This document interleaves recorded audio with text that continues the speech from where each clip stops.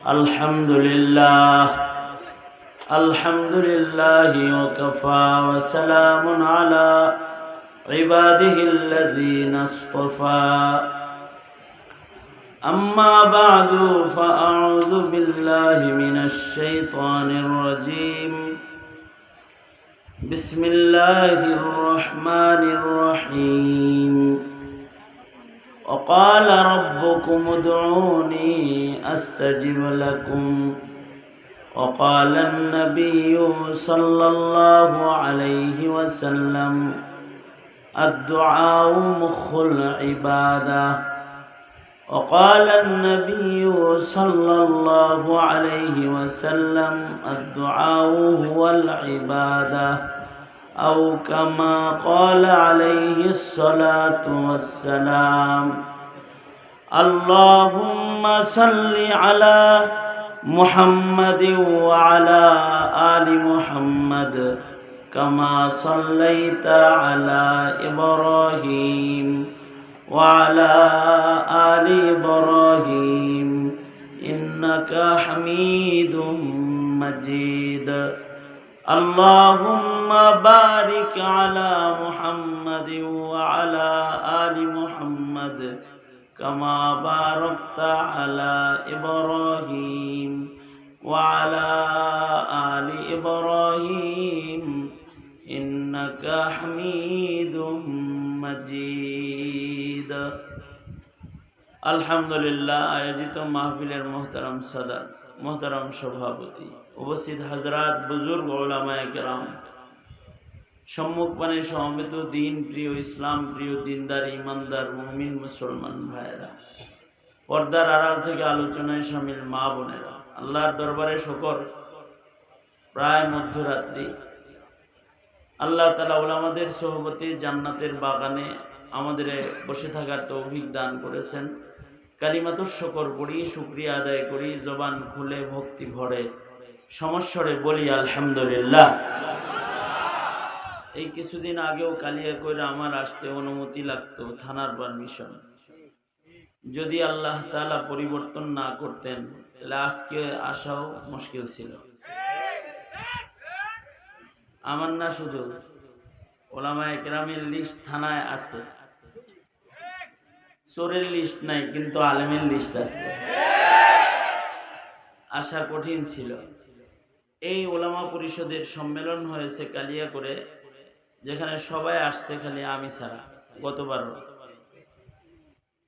থানার ওসি সাহেব ওলামায়ে কেরামদেরকে বলে দিছে, এখানে ওনারা আছে, বলে দিছে উনি ছাড়া সব আসবে, আর কেউ আসতে পারবে না।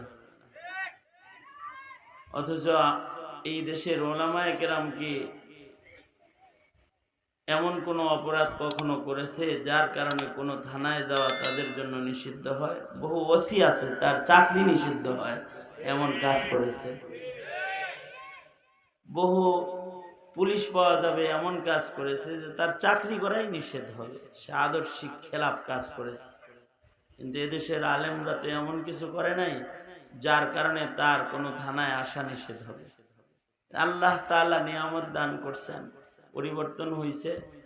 এখন মধ্যরাত বাজে, প্রায় বসে আছেন। অন্যথায় আইসা বলতো 11টার আগে শেষ করেন, সমস্যা আমাদের, এই কথা বলতো, তাই না? এই নিয়ামত গুলোর শুকরগুজার হওয়া, শুকরিয়া আদায় করেন, বলেন আলহামদুলিল্লাহ।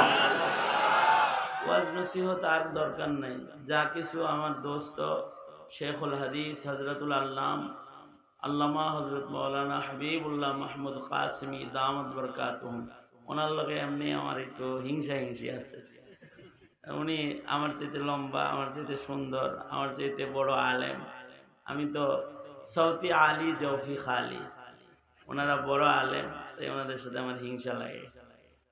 আল্লাহ যদি আমারও এরকম কিছু দিত তাহলে আমি ধন্য হইতাম।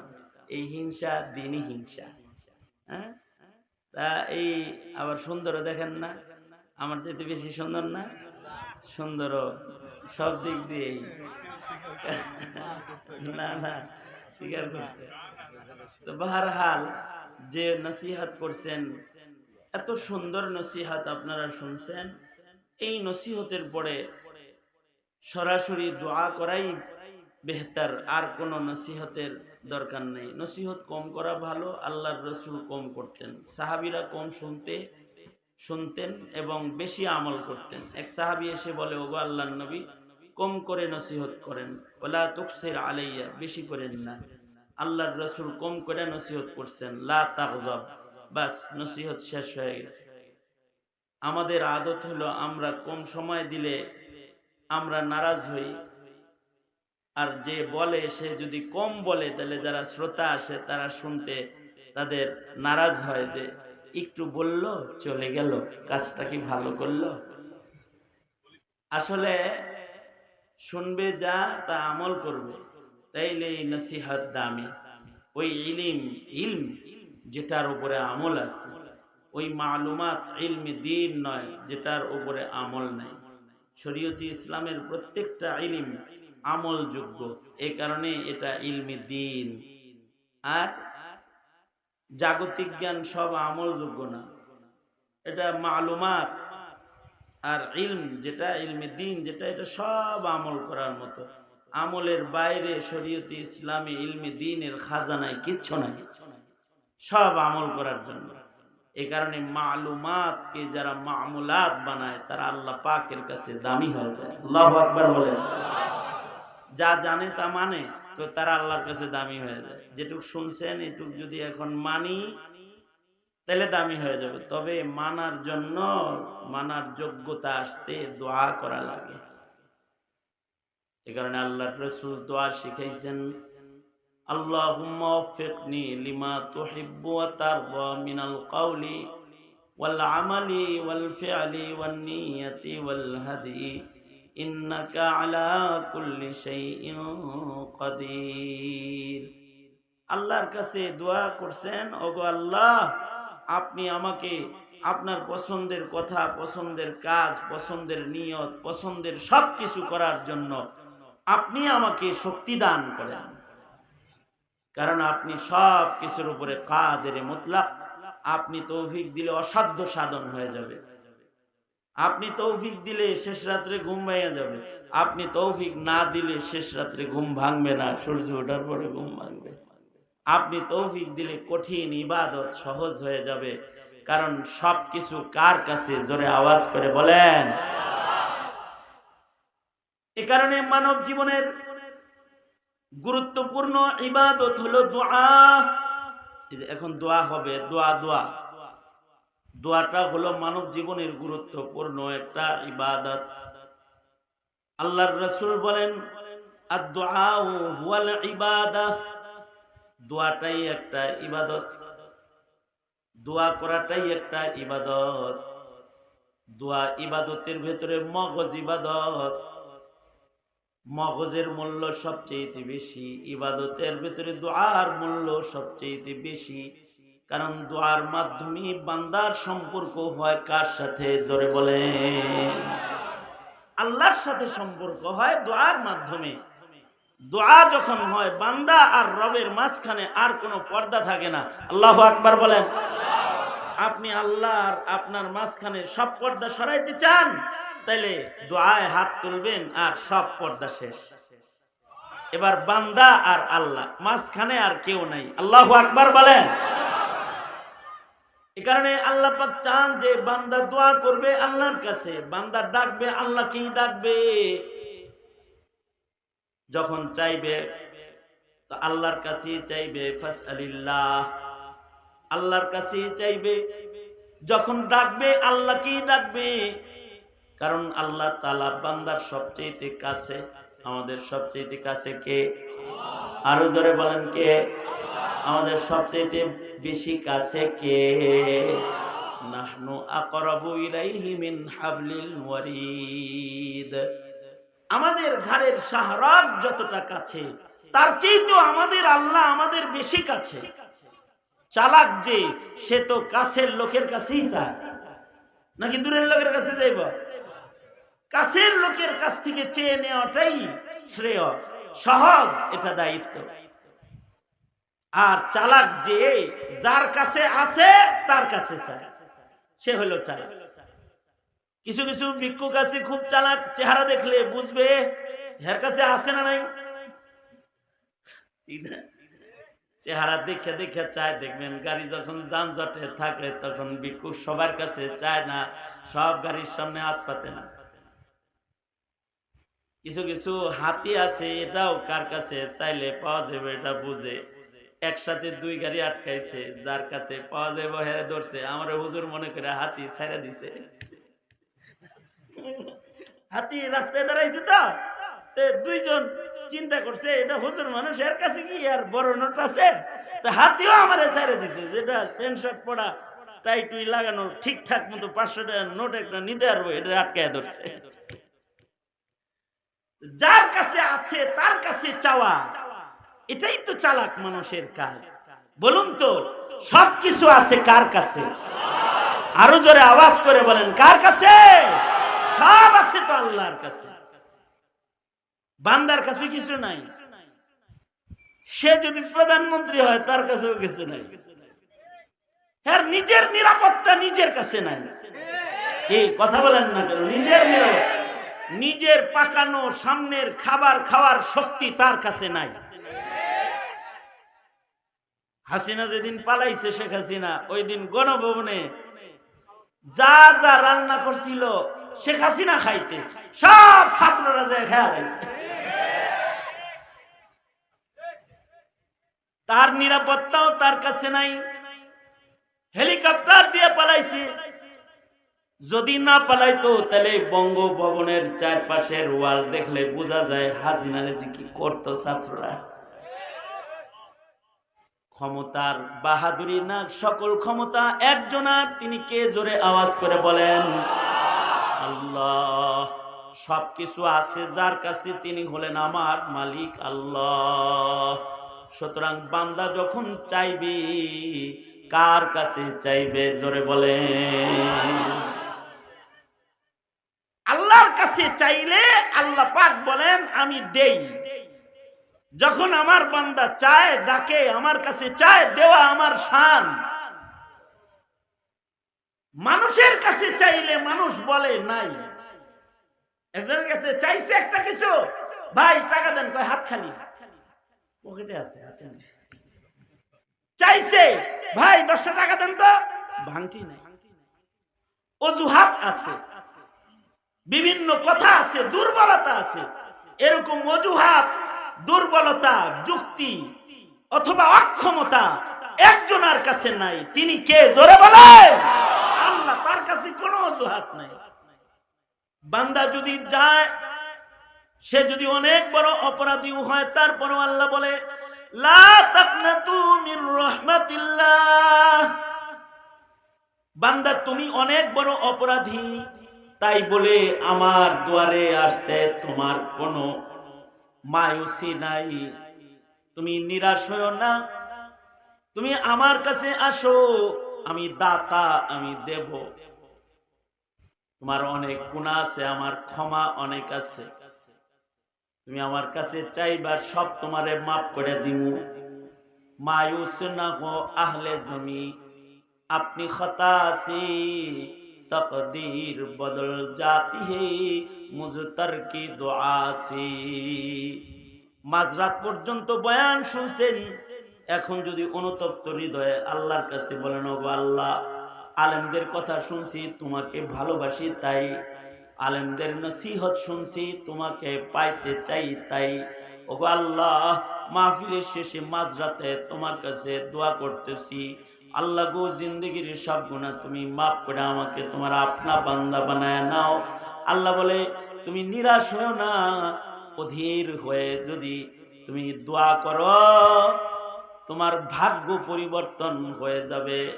নিরাশ না হও জগৎবাসী, দেখে তোমার গুনার পাহাড়। অধীর হয়ে করলে দোয়া, পাল্টে যাবে ভাগ্য তোমার। দোয়া করবা তো তোমার কিসমত পাল্টে যাবে। এ কারণে দোয়া এটা অনেক বড় ইবাদত। আল্লাহর ফয়সালা হলো বান্দা দোয়া করবে, চাইবে, হাত পাতবে এক জায়গায়, শুধু তার কাছে। কার কাছে? জোরে বলেন, আল্লাহর কাছে। মাজারে হাত পাতবে না, কোন বান্দার কাছে হাত পাতবে না, হাত পাতবে কার কাছে? এমনকি যদি কঠিন মুসিবতে উপরে যায় তাও সওয়াল করবে না। সওয়াল করা ভিক্ষাবৃত্তি, যেটা চাওয়া কারোর কাছে, বান্দা হইয়া বান্দার কাছে চাওয়া জায়েজ আছে, কিন্তু বড় নিকৃষ্ট জায়েজ। জায়েজের দপ্তরের ভেতরে সবচেয়ে নিকৃষ্ট কিছু জায়েজ কাম আছে, সেটা হলো নিজের কাছে কিছু না থাকলে পরের কাছে চাওয়া। এই লবণ নাই, এক মুঠ লবণ দেন। এই মরিচ নাই, চারটা মরিচ দেন। তোর দরকার হয় তরকারি আজকে মরিচ ছাড়া খাবো, তাও তো চাবো না। না চাওয়া, না চাওয়ার অভ্যাস করা। বান্দার কাছে চাবো না, চাবো কার কাছে? জোরে বলেন। না খায়া থাকবো, বান্দার কাছে চাবো না, চাবো কার কাছে? বলেন, আল্লাহর কাছে চাবো। জায়েজ আছে, আমার কাছে নাই, আমার দোস্তের কাছে আছে, জায়েজ আছে, আমি চাইতে পারি আমাকে 10,000 টাকা দেন, কিন্তু নিকৃষ্ট। নিকৃষ্ট এই কাজটা কি আল্লাহর কাছে আবগাজ, নিকৃষ্ট। আল্লাহর রাসূল বলেন, قال رسول الله صلى الله عليه وسلم قال رسول الله صلى الله عليه وسلم أبغض الحلال عند الله اثنان।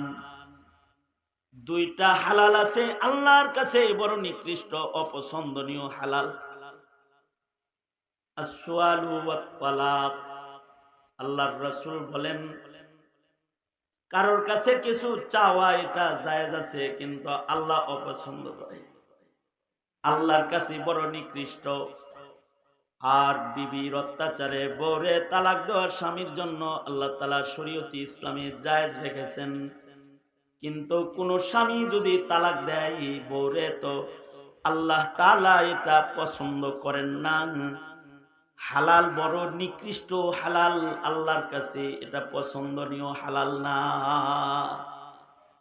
আল্লাহর রাসূল বলেন দুই জিনিস হালাল জায়েজ, কিন্তু নিকৃষ্ট জায়েজ। একটা হলো কারোর কাছে কিছু চাওয়া, কারোর কাছে কিছু চাওয়া জায়েজ আছে, কিন্তু নিকৃষ্ট। আরেকটা হলো তালাক দেওয়া, বউ কথা শুনে না, জামাই ইচ্ছা করলে তালাক দিতে পারে, জায়েজ আছে, কিন্তু সবার কইরা রাখলে আল্লাহ খুশি। যদি স্বামীর ধৈর্য বেশি হয় আর স্ত্রীকে যদি সে ধৈর্য সহকারে তার বদমেজাজকে লালন পালন করতে পারে, তাহলে আল্লাহ বেশি খুশি হয়। তাড়িয়ে দিলে আল্লাহ নারাজ হয়। নারাজ হওয়ার কিছু কারণও আছে।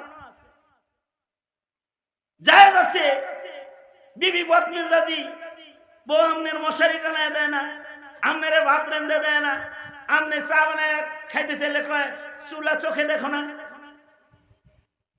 তুমি বানায় খাও। কোনো কিছু গরম করে দিতে বললে গরম করে দেয় না। এবার বেচারা অনেক কষ্ট করে একটা ওই গরম করার কি মেশিন যেন আছে, হ্যাঁ ওভেন কিনছে, খুব কষ্ট করে ওভেন কিনছে। কি লেগে কিনছে? বউর অত্যাচারে। এমন একখান বউ আছে, এটা অফিস থেকে আইসা যে 10টার সময় তরকারি গরম করে দেন, বলবো যে কইরা লও, সারাদিন বাচ্চাকে পালছি, ঘর সাফ করছি, অনেক কাম করছি, এটা তুমি করো। ঠিক বললেও ঠিক, না বললেও ঠিক আছে। এরকম অত্যাচারে তো মেশিন কিনা লইছে সে একবারে গরম করার লেগা, যেন বাটি শুদ্ধ ঢুকাই দিয়ে একটু গরম খাওয়া যায়। এরকম বউর পেছে অনেক সময় নেককাররাও পড়ে। এক বুজুর্গ ছিলেন যিনি এমন এক বউয়ের পেছে পড়ছেন, তবে অনেক বড় বুজুর্গ ছিল। আমাদের কাসিম সাহেব হুজুরের যেমন অনেক ভক্ত, ওই বুজুর্গেরও অনেক ভক্ত ছিল। এই ভক্ত একদিন চিন্তা করলো, যাই হুজুরে ধরার লেগে হুজুরের বাড়ি চলে যাই। কিন্তু হুজুরে ধরার লেগে হুজুরের বাড়িতে তো গেছে, কিন্তু হুজুর তো বাড়িতে নাই। পিসা হুজুর গেছে অন্যত্র, মুরিদ হাদিয়া তোহফা অনেক কিছু নিয়ে গেছে। যা বলে পিসা হুজুর আসেনি, আমি হুজুরের ভক্ত মুরিদ, হুজুর আমার উস্তাদ, আমি ওনার ছাত্র, আমি ওনার কাছে আসছি। ভিতর থেকে এক গর্জন আইছে, এই কইতে আইছো? টাঙ্গাইল থেকে আইছি। আর কোনো কাম পাস নাই, হের কাছে আইছিস কে? হের কাছে কি আছে? এত কাছে তাই কিছু পাই না, তোরা কি পাইছিস? আইছিস হের কাছে? ঘরে আইছে, হে জেনে আছে হেনে জায়গা দিছে, কয়টা ধাতানি দিয়া বাইর করে দিছে। এই মিয়া বাড়ির থেকে বের হয়ে যায় আর কয়, মাথায় হাত কার কাছে মুড়ি দইলাম, হায় হায় এ দেখি নিজের বউয়ের কাছে ভালো না। অথচ আল্লাহর রাসূল বলেছে, তোমাদের মধ্যে যারা বিবির কাছে ভালো তারা আল্লাহর কাছেও ভালো। এ কিরম পীর হে দেহি বউয়ের কাছেই ভালো না। ধরা খাইছি রে, ধরা খাইছি। এরকম দান্দা করতে করতে মুখ চোখ শুকায়া গেছি, নিরাশ হয়ে বাড়ির দিকে রওনা করেছে। জঙ্গলের পাশ দিয়া হাঁটতেছে, তো দেখে জঙ্গলের ভেতর থেকে তার পীর সাহেব ইবাদত বন্দিগি শেষ কইরা বাঘের পিঠে সওয়ার হইয়া বাঘের ঘোড়া বানায়া একটা বিষাক্ত সাপকে চাবুক বানায়া বাঘের পিঠে সওয়ার হয়ে আসতেছে। সামনে আইছে, কয় হুজুর কেরামতি সব বাঘের উপরে দেখাইছেন, ঘরে দেখাইতে পারেন নাই। বাঘ গেছিলাম হুজুর, আমারে যে হালতে দেখাইছি তাতে কি যে দশা, এখানে তো খুব কারামতি দেখাইছেন, বাঘের পিঠে সওয়ার হইছেন, সাপের চাবুক বানাইছেন। তো বুজুর্গ বলে, গারনা সবরম মি কাশিদে বারজন কায় কাশিদে শেরে নরবে গারে মন, কায় কাশিদে শেরে নরবে গারে মন। ঘরে যে জ্বালাও, জ্বালা পুরা গরম দেখাইছো, ওইটার গরমটা আমি সহ্য করি বিধাই মহান আল্লাহ তার গরম মাখলুক গুলারেও আদেশ করেছে, আমার বান্দা আমার একটা বান্দির গরম বরদাস্ত করে, সাবধান তোরা তোদের গরম আমার বান্দাকে দেখিস না, আমার বান্দার গরম কিন্তু তোরা বরদাস্ত করবি। কারামতিটা তো এই জায়গায়। এইরকম বিবি কেন পালি জানো? এরকম বিবি পালি বহু কারণ, তার ভেতরে একটা কারণ হলো আমি তার উপরে রহম করি, তার বরদাস্ত করি, তার অত্যাচার বরদাস্ত করি, এর দ্বারা আল্লাহ তাআলা আমার দারাজাত বুলন্দ করেন। আর আরেকটা কারণ হলো ঈমান হলো নিজের জন্য যেটা পছন্দ করা, ভাইয়ের জন্য এটা পছন্দ করা, এটার নাম হলো ঈমান। নিজের জন্য যেটা পছন্দ করব, ভাইয়ের জন্য এটা পছন্দ করব, এটাই ঈমান। আর নিজের জন্য যেটা অপছন্দ করব, ভাইয়ের জন্য এটা অপছন্দ করব। এই রকম বিবি আমি আমার জন্য অপছন্দ করি, তাই এই রকম বিবি আমার অন্য ভাইয়ের জন্য অপছন্দ করি। আমি তালাক দিলে কোনো না কোনো ভাইয়ের ঘরে তো যাইবো, যায় তো হেরেও খাইবো। এজন্য আমার ভাই নিরাপদে থাকুক, তার যাতনাটা আমি বরদাস্ত করে যাই। এই বরদাস্তের দ্বারা আল্লাহর কাছে ঈমানের লিস্টে নাম লেখায়া যায়। আল্লাহু আকবার বলে এই চিন্তা। আর আরেকটা বিষয় হলো, আসলে দিলের মালিক তো আল্লাহ। দিলের মালিক কে? জোরে আওয়াজ করে বলেন, দিলের মালিক কে? আল্লাহর কাছে আমি দোয়া করবার লাগছি, আল্লাহ এ তেরাটারে সুজা বানালো। আল্লাহ যদি সুজা বানায় ফেলায় তাহলে তোর পাল্টান টাল্টান লাগে না। আল্লাহ তাআলা যদি দোয়া কবুল করে তাহলে তেরারে সুজা বানায়। হযরত আবু হুরায়রা এসে আল্লাহর রাসূলকে বলে, ওগো আল্লাহর নবী, বাইত গেলে আমার মা অনেক রাগ করে, আমারে পিটায়, যন্ত্রণা দেয়, যাতনা দেয়। ওগো আল্লাহর নবী, মায়ের অত্যাচার ঘরে আমার সহ্য হয় না গো আল্লাহর নবী, আমি আপনার শাগরেদ আবু হুরায়রা আপনার কাছে আমার মার জন্য একটু দোয়া চাইতাছি, আপনি একটু আমার মায়ের জন্য দোয়া করে দেন। আমার মায়ের দিলটাকে যেন মহান আল্লাহ নিজের হাতে যেন পাল্টায় দেয়। আমার মাঝে আমি ঈমান আনার কারণে, আপনার কাছে আসার কারণে আমার উপরে অত্যাচার করে, আমার মায়ের যেন এই অত্যাচারগুলা আমায় না করে, আপনি একটু দোয়া করে দেন। চোখে পানি লইয়া শাগরেদ আবু হুরায়রা যখন উস্তাদের কাছে, নবীজির কাছে মায়ের জন্য দিল পাল্টানোর দোয়া, দিলকে ঘুরাইবার দোয়া যখন চাইছে, মায়ের ইমানদার বানাইবার দোয়া চাইছে, আল্লাহর রাসূল আবু হুরায়রার চোখে মুখে হতাশা দেখে আল্লাহর নবী দোয়া করতেছে, ওগো আল্লাহ, আমার আবু হুরায়রার মাকে আপনি দিল পাল্টায় আপনার দিকে করে নেন, তাকে আপনি দৌলতে ঈমান দান করেন। হযরত আবু হুরায়রা বলেন, নবীজি একদিক দিয়ে দোয়া করলো আর আমি আর একদিক দিয়ে দৌড় দিলাম। আমি চিন্তা করলাম যে যাই দেখি আমার ঘরে আল্লাহর রাসূলের দোয়া আগে যায় নাকি আমি আবু হুরায়রা আগে যাই। হযরত আবু হুরায়রা বলেন, আমি দ্রুত দৌড়ায় নিজের ঘরে গেলাম, কিন্তু ঘরে যায় দেখি ঘরের ভেতর থেকে পানির আওয়াজ পাওয়া যায়। মা মা বলে ডাকলাম, আমার মা ঘর থেকে নরম গলায় কথা কয়, বাবা আবু হুরায়রা আসছো নাকি রে বাবা, একটু অপেক্ষা করো, আমি তোমার মা গোসল করতেছি। হযরত আবু হুরায়রা বলেন, আমি আমার বাড়ি পৌঁছার আগে নবীর দোয়া আমার বাড়ি পৌঁছায় গেছে। আমার মায়ের দিলকে আল্লাহ তাআলা ঘুরায় দিয়েছে। মা গোসল করে নতুন কাপড় পরে আমার সামনে এসে বলে, আবু হুরায়রা, আর দূরে নয়, তুমি যে দলের আমি ওই দলের। পরায়া দাও লা ইলাহা ইল্লাল্লাহ মুহাম্মাদুর রাসূলুল্লাহ। আমি সাক্ষ্য দিতেছি আবু হুরায়রা, আশহাদু আল্লা ইলাহা ইল্লাল্লাহ ওয়া আশহাদু আন্না মুহাম্মাদান আবদুহু ওয়া রাসূলুহু। দোয়া বড় তাসির করে। অস্ত্র দিয়ে ওইটা হয় না, দোয়া দিয়ে যেটা হয়। ক্ষমতার বাহাদুরি দিয়ে ওইটা হয় না, দোয়া দিয়ে যেটা হয়।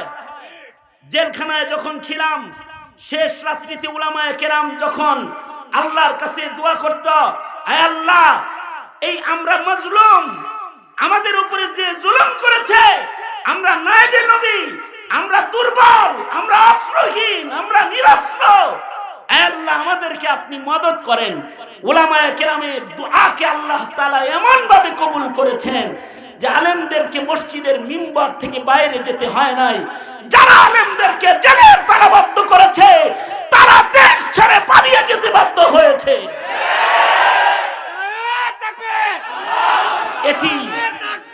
এটি মজলুম উলামায়ে কেরামের দোয়ার ফসল, দোয়ার ফসল। তোমরা যারা এখন ক্ষমতায় বসে আছো, মনে করো না আল্লাহ পছন্দ করে হ্যাঁ করে সারা তোমার করে বসাইছে। হ্যাঁ তাই তো, বসাইছেই তো, কিন্তু এটা তোমাদের শুধু ত্যাগ আর কুরবানি না, উলামায়ে কেরামের গায়ের রক্ত আর চোখের পানির কুরবানি আছে এখানে। সেই উলামায়ে কেরামের সাথে তোমরা এসে যদি আগের মতন যারা করেছে তোমরা যদি তাদের মতন করো, তাহলে স্বর্ণের কালি দিয়ে কপালে লিখে নিতে পারো, তোমাদের মসনদ টিকে থাকবে না, পালিয়ে যেতে বাধ্য হবে তোমরা। মুহতারাম হাজিরিন, কারণ দুআর দ্বারা অসাধ্য সাধন হয়। এই বুজুর্গ বলে, তালাক দিয়ে বাইর করে দিয়ে লাভ কি, আমি দোয়া করতেছি, হে আল্লাহ আপনি আমার বোর দিলদারে ভালো বানায় দেন। হযরত হাকিমুল উম্মত থানভী রাহমাতুল্লাহ আলাইহি লিখেছেন, এই বুজুর্গের বউ শেষ বেলায় ভালো হইয়া এমন খেদমতি বুজুর্গের করেছে যে শেষ মুহূর্ত পর্যন্ত তার বিবি তার খেদমত করেছে। অর্থাৎ বিবির দিলটা ঘুরাইছে কি আল্লাহ। এ কারণে আল্লাহর রাসূল বলেন, তোমাদের যদি কারোর বউ বেডঙ্গা থাকে, রাগী থাকে, তে তোমরা বইয়ের লেগে দোয়া করো। কি করো? তালাক না দিয়ে দোয়া করো। কি দোয়া করবা? নবীজি দোয়া শিখায় দিচ্ছে, দোয়াটা শিখায় দিই, আমার সাথে পড়ে আল্লাহ দোয়াটা বলেন, আল্লাহুম্মা, এই জোরে কথাটা, আল্লাহুম্মা। যারা বিয়া করাস নাই তারা আরো ভালো করে দোয়াটা পড়, যাতে তোর কপালে কোনো বেজাল না হে। বলেন আল্লাহুম্মা, আল্লাহুম্মা, আল্লাহুম্মা, আরো জোরে আল্লাহুম্মা ইন্নী আউযু বিকা মিন ইমরাআতিন তুসাইবুনি ক্বাবলাল মাশিব। বলেন আল্লাহুম্মা ইন্নী আউযু বিকা মিন ইমরাআতিন তুসাইয়িবুনি ক্বাবলাল মাশিব। তার মানে কি দোয়া করলে বউ মরে যাব? মনে মনে এই নিয়ত করে না যে এটাও যে বউ মরার দোয়া না, এটা বউ মরার দোয়া না, এটা বউ ভালো করার দোয়া।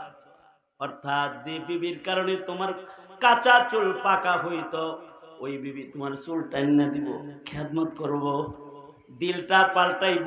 কি জোরে আওয়াজ করে কর। সুতরাং আজ থেকে এখনো দোয়া করব আমরা, মওত পর্যন্ত দোয়ার আমল খুব ইহতিমামের সাথে করা, ইনশাআল্লাহ। বলেন দুইটা জিনিস আল্লাহর কাছে নিকৃষ্ট, একটা হলো তালাক, বদমেজাজি হইলেও তালাক না দেওয়া চাই, আল্লাহ পছন্দ করে। আর আরেকটা হলো সুয়াল, আল্লাহ চান না যে বান্দা আল্লাহ ছাড়া আর কারো কাছে কিছু চাক, এটা আল্লাহ চান না। সুতরাং আপনার আমার যা দরকার সব চাবো কার কাছে? জোরে বলেন। হযরত থানবী বলেন জুতার ফিতা লাগলেও কার কাছে চাইবা? জোরে বলেন, আরো জোরে। মনে মনে ভাবতে পারেন পকেটে টাকা আছে, জুতার ফিতা আল্লাহর কাছে চাও কেন? আল্লাহর কাছে যদি না চান আর যদি টাকা নিয়ে রাস্তায় বেরোন, যে পায়ে ফিতা লাগাইবেন ওইটা যদি যাওয়ার সময় আবার কাটা পড়ে যায়, মনে করেন এমন ভাবে গাড়ির চাক্কা পায়ের ওপর দিয়ে উঠছে যে কাটতে গেছে, রাস্তা পার হইতে যায় আপনি ওই যে ট্রেনের কথা গুলো না, ধাক্কা দিয়ে ট্রেনের নিচে আলাই দিছে। আমার কাছে যেহেতু চাষ না, তাহলে পাটা ট্রেনের নিচে রাখা যায়। যদি আল্লাহর কাছে না চাও, তাহলে পকেটে ফিতা কিনার টাকা থাকবে, কিন্তু দেখবার সাথে পা থাকবে না। বহু মানুষ আছে যারা পা লইয়া বাইরে গেছে, কিন্তু পা সহ ঘরে আসতে পারে নাই। সুতরাং সব কিছু চাবো কার কাছে? আরো জোরে বলেন কার কাছে? ইনশাআল্লাহ দুয়ার ইহতিমাম করবো, ইনশাআল্লাহ। দুয়ার ইহতিমাম করা, বিশেষভাবে বাপেরা মায়েরা সন্তানদের জন্য বিশেষ দোয়া করা। কারণ দাওয়াতুল ওয়ালিদি আলা ওয়ালাদি, তিন মুস্তাজাবুদ দাওয়া আছে, যাদের দোয়া সরাসরি কবুল, তাদের ভেতরে এক নাম্বার হলো মা বাবা। মা বাবার দোয়া সন্তানের জন্য সরাসরি কবুল। মা বাবা সন্তানের জন্য সবচেয়ে বড় কবুল দোয়ার ভান্ডার। আপনারা তো আপনাদের সন্তানদের আমাদের কাছে এখন ফু দেন, ফু দেন, মাথায় ফু দেন, দোয়া করেন। আপনি একটা ফু দিতে পারেন না? আপনার যদি আমল কমজোর হয়, আপনার বিবির যদি আমল কমজোর হয়, আপনার সন্তানের জন্য আপনার দোয়ার চাইতে দামি দোয়া জমিনের উপরে আর নাই। মা বাপ যদি কাফেরও হয়, তাও মা বাবার দোয়া সন্তানের জন্য কবুল হয়। মা বাবার দোয়া দোয়ায়ে মুস্তাজাব। এ কারণে মা বাপ বদদোয়া দিলে বদদোয়াও কবুল হয়। আল্লাহর রাসূল সতর্ক করার জন্য হযরত জুরাইজের গল্প শুনাইছেন নবীজি নিজে। জুরাইজরে মা বদদোয়া দিছিল, ওলি বুজুর্গ, আল্লাহর পেয়ারা, আবেদে খাস, কিন্তু মা বাবার বদদোয়া লেগে গেলে এটা ঠেকান যায় না। মায় বদদোয়া করছে, জুরাইজ তার বুজুর্গি দিয়া মার বদদোয়া ঠেকাইতে পারেনি। এ কারণে মায়েরা যারা আছেন, বাবারা যারা আছেন, সব সময় মা বাবা সন্তানের জন্য দোয়া করবেন, সন্তানেরা মা বাবার জন্য দোয়া করবেন। হযরত জাবের থেকে রিওয়ায়াত, দুই সময় সরাসরি বান্দার দোয়া কবুল হয়।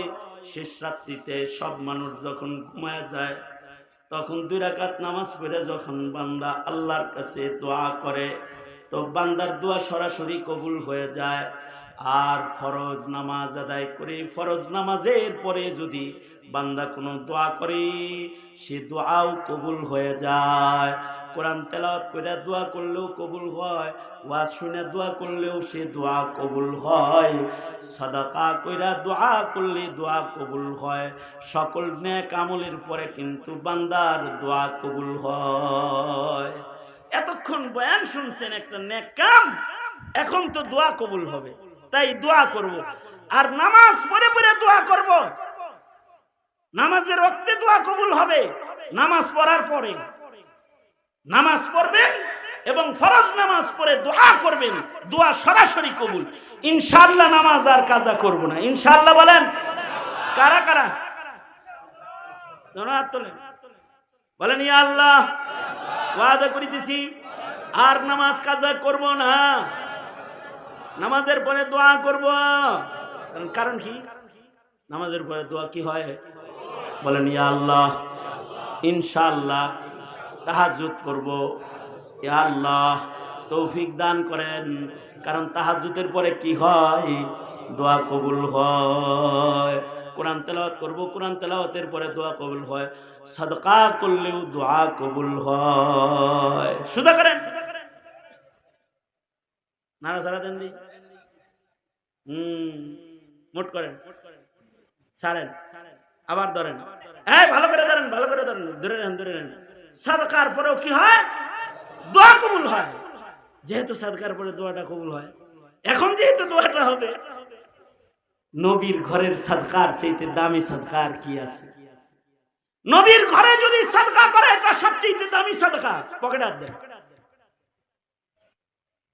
কারণ ইলমে দ্বীনের খেদমত যারা করে তাদের সাদকা সবচেয়ে মূল্যবান সাদকা হলো ইলমে দ্বীনের জন্য সাদকা করা। ইলমের হিফাজত আল্লাহর কাছে সবচেয়ে প্রিয় কাজ। এ কারণে ইলমের সাথে যারা জড়িয়ে থাকে সবাই আল্লাহর প্রিয় হয়ে যায়। এই রুমাল নিয়ে ভেতরে চক্কর লাগান, ভেতরে ঢুকে পড়েন। মাদ্রাসার পক্ষ থেকে